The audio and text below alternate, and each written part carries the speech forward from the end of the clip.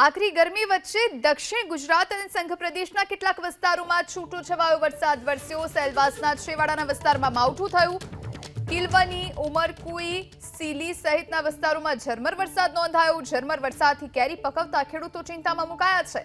તો સંઘ પ્રદેશ, દમણ, દાદરા નગર હવેલીમાં પણ વાદળછાયું વાતાવરણ છે। આપણે દ્રશ્યો બતાવી રહ્યા છીએ। એક તરફ આકરી ગરમી, હીટવેવની આગાહી અને બીજી તરફ દક્ષિણ ગુજરાત અને સંઘ પ્રદેશના કેટલાક વિસ્તારોમાં છૂટોછવાયો વરસાદ વરસ્યો છે। સવારથી જ વાતાવરણમાં પલટો જોવા મળી રહ્યો છે। આ વિશે વધુ જાણકારી માટે સંવાદદાતા બ્રિજેશ શાહ આપણી સાથે ફોન લાઈન પર જોડાયા છે। બ્રિજેશ, કમોસમી વરસાદ જેના કારણે ખેડૂતોની ચિંતામાં વધારો થયો છે, કઈ કઈ જગ્યાએ વરસાદ ત્યાં? વેસ્ટર્ન ઘાટ્સ અને ખાસ કરીને સહ્યાદ્રીની જે હારમાળા છે તે વિસ્તારમાં આ વરસાદી વાતાવરણ જોવા મળ્યું છે। સંઘ પ્રદેશ, દમણ અને દાદરા નગર હવેલીમાં પણ વાદળછાયું વાતાવરણ છે। વલસાડના અલગ અલગ વિસ્તારમાં પણ વાદળછાયું વાતાવરણ ચોક્કસ છે।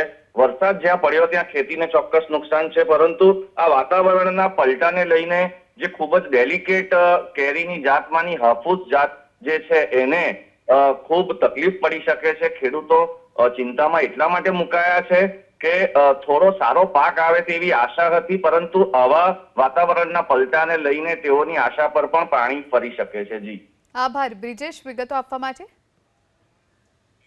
તો આ તરફ તાપી જિલ્લાના કેટલાક વિસ્તારોમાં વાદળછાયા વાતાવરણ બાદ કમોસમી વરસાદ નોંધાયો। સોનગઢ શહેર અને કેટલાક ગામોમાં કમોસમી વરસાદ વરસ્યો છે। ઘૂંટવેલ, મશાનપાડા, ટાપરવાડા સહિતના ગ્રામ્ય વિસ્તારો છે કે જ્યાં વરસાદી ઝાપટા થયા છે। આપ દ્રશ્યો જોઈ રહ્યા છો આ એ ગ્રામ્ય વિસ્તારોના કે જ્યાં વરસાદી વાતાવરણ જોવા મળી રહ્યું છે। તાપી જિલ્લાના કેટલાક વિસ્તારો છે કે જ્યાં સવારથી જ વાદળછાયું વાતાવરણ છે। ક્યાંક ધુમ્મસ છે તો ક્યાંક હળવો વરસાદ નોંધાયો છે। સોનગઢ શહેર અને કેટલાક ગામોમાં કમોસમી વરસાદ વરસ્યો છે। છૂટોછવાયો વરસાદ છે।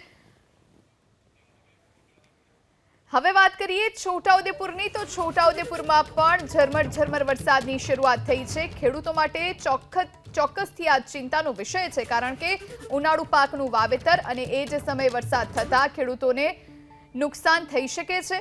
વાદળછાયા વાતાવરણ વચ્ચે છોટાઉદેપુર જિલ્લામાં ઝરમર વરસાદ નજરે પડી રહ્યો છે। તો આ તરફ તાપી બાદ છોટાઉદેપુરમાં પણ વાતાવરણમાં પલટો, ઝરમર વરસાદથી રસ્તાઓ ભીંજાયેલા જોવા મળી રહ્યા છે।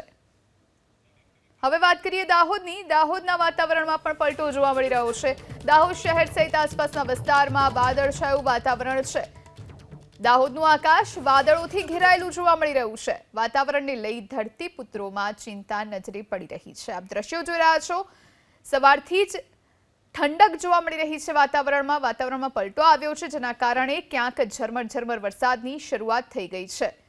લોકોને ચોક્કસથી ગરમીમાંથી રાહત મળશે, પરંતુ ખેડૂતો માટે ફરી એક વખત નુકસાની સહન કરવાનો વારો આવી શકે છે। જો આ જ પ્રમાણે વાતાવરણ રહ્યું તો ખેડૂતો માટે ચિંતાનો વિષય।